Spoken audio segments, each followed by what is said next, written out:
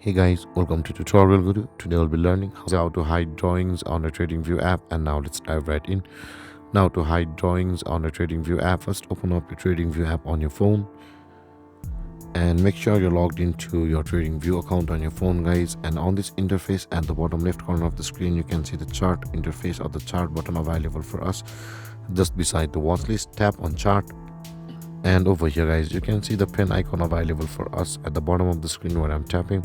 Tap on the pen icon and you'll be over here, guys, on this interface.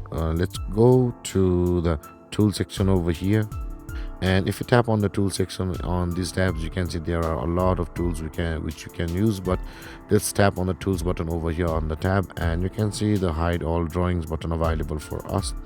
If you want to hide all the drawings, just tap on the button over there and all of your drawings will be hidden on your TradingView app. And let's tap on the pen icon again, and if you tap on the hide drawings again, they will be unhidden. If you tap on the three dotted icon, guys, you can see you can hide drawings, hide indicators, hide positions and orders, and hide all.